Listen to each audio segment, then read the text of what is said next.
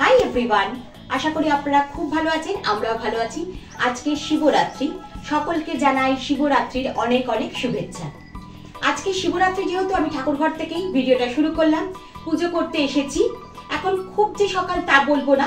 এই শিবরাত্রি নিয়ে একটা খুব সুন্দর কবিতা আছে, মানে আমার খুব ভালো লেগেছিল কবিতাটা, তাই সেটাই আপনাদের একটু বলে শোনাই। আপনাদের সাথে কথা বলবো কি, চারিদিকে এত সব জায়গায় আজকে গান বাজছে, শিবরাত্রি বলে কথা গান তো বাজাতেই হবে, সেই জন্য ভালো করে কথা বলার সুযোগ নেই। চারিদিকে একদম বক্স বাজিয়ে মম করছে সারা পাড়া। একজন কবি লক্ষণ ভান্ডারী, ওনার ভাষায় বলি, মহাশিবরাত্রি ব্রত কথা চরাচরে, মর্তবাসী জীবে সবে শিব পূজা করে। হরগৌরী একসাথে আসেন ধরাতে, শিবের বিবাহ আছি আজিকার রাতে। পত্র পুষ্পে সুসজ্জিত দেবালয়ের মাঝে, ঘৃতের প্রদীপ জ্বালে শঙ্খ ঘণ্টা বাজে। কুমারী সকলে হাতে আকন্দের মালা, বিল্ল ধুতুরার ফুল প্রসাদের থালা। শিবের মস্তকে দেয় দুগ্ধ গঙ্গা জল, কমলা কদলী ফুল নানাবিধ ফল। উপবাসী থাকে সবে মাগে এই বর, তোমা সব পতি যেন পাই মহেশ্বর।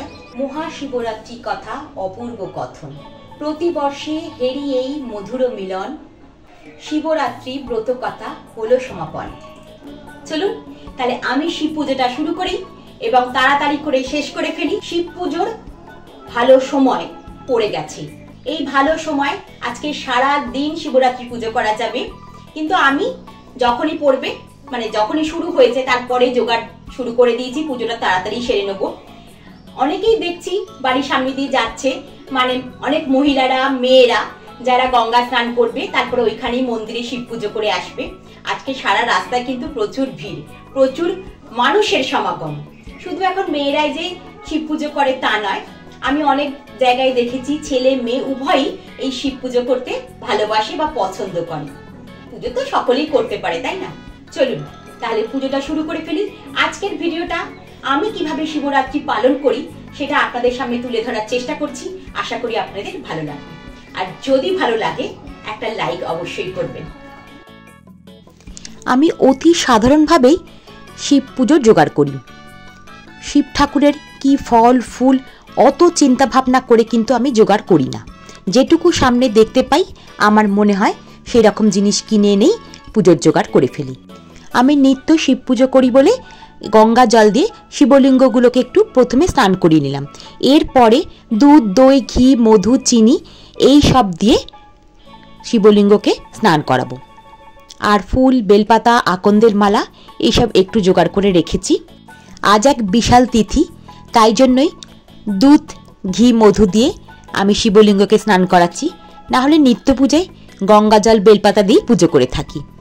আর কথিত আছে শিবরাত্রির দিন নাকি এই দুধ গঙ্গা জলের মধ্য থেকে শিবলিঙ্গকে ওঠাতে নেই।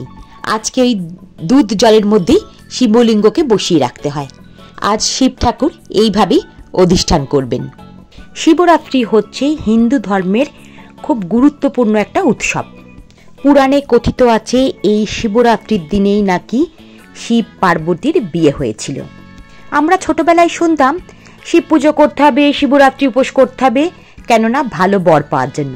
কিন্তু যত বড় হয়েছি পরে জেনেছি ব্যাপারটা ঠিক সেরকম নয়।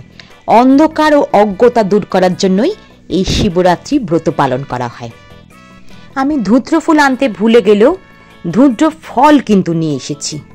যাই হোক, একটা তো এনেছি, তাতেই মহাদেব খুশি হয়ে যাবেন। স্বামী ও 2 সন্তানের কল্যাণ চেয়ে মোমবাতি জ্বালিয়ে আমার পুজো সম্পন্ন করলাম। এবছরে মনে হয় শিবরাত্রি একটু আগে আগে পড়েছে, তা না হলে প্রত্যেক বছর শিবরাত্রির সময় আমার এই বেলগাছে প্রচুর বেলপাতা থাকে, আমি সেই দিয়েই পুজো করি। এবছরে পারলাম না। পুজো আচ্ছা শেষ করে রোদ্দুরকে স্কুল থেকে আনতে গেছি। রাস্তা দিয়ে যেতে যেতে এই একটা শিবতলা পড়ল, তাই একবার ঢুকে পড়লাম। কি সুন্দর করে সাজিয়েছে কি বলবো। অশ্বত্থ গাছের তলায় শিবলিঙ্গ স্থাপন করা, আর অশ্বত্থ গাছকে হলুদ কাপড় হলুদ সুতো হলুদ ফুল দিয়ে দারুণ সাজিয়েছে। এখানকার আশপাশের মানুষজন এখানেই পুজো দিতে আসছে, তাই একটু দাঁড়িয়ে গিয়ে একটু ভিডিও করে নিলাম। খুব ভালো লাগলো জায়গাটা। এরপরে রাস্তা দিয়ে যেতে যেতে আরও একটা মন্দির পড়ল। এইখানে হরগৌরীর মূর্তিটা এত সুন্দর কি বলবো, খুব সুন্দর করে সাজিয়েছে। মন্দিরটার পাশে একটা বিশাল পুকুর আর তার পাশ দিয়ে রাস্তা। জায়গাটা বেশ নিরিবিলি, বেশ সুন্দর। কত মানুষ যে পুজো দিতে আসছে কি বলি।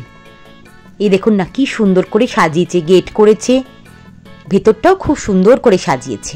শিব চতুর্দশী আজি পূর্ণ শুভক্ষণে ফুলে ফুলে সুসজ্জিত মন্দির প্রাঙ্গণ। মন্দিরেতে শিবলিঙ্গ শোভে মনোহর, বিল্লপত্র ফুলমালা তাহার উপর। আমাদের ছোটবেলায় কিন্তু স্কুল ছুটি থাকতো শিবরাত্রির দিন। এখন কিন্তু স্কুলগুলোর কোনো ছুটি টুটি থাকে না। শিব দুর্গা দর্শন হয়ে গেছে, এবার বাড়ি ফেরার পালা। ঘড়ির কাঁটা প্রায় দুপুর 2:30 ঘরে। অনেকক্ষণই বাড়ি চলে এসেছি, রোদ্দুরের খাওয়া হয়ে গেছে। আমিও আমার খাবার নিয়ে বসে পড়েছি। আজকে হয়েছে সাবুর খিচুড়ি, বেগুন ভাজা, আলু ভাজা। বেগুন ভাজাটা এত গরম তাই দিয়ে আমি খেতে পারলাম না, তাই আলু ভাজা দিয়ে একটু মুখে তুলে নিচ্ছি। খিচুড়িটা পটল দিয়ে আলু দিয়ে রান্না করেছি। প্রতি বছরের ন্যায় এই সাবুর খিচুড়ি আমি শিবরাত্রির দিন খেয়ে আসছি। এই দিয়ে ভিডিওটাকে শেষ করছি। ভিডিওটা ভালো লাগলে একটা লাইক করবেন। আপনি যদি আমার চ্যানেলে নতুন হন একটা সাবস্ক্রাইব করে দেবেন। আমি খোসপাড়ি পরম্পরার চৈতালি, আজ তবে আসি।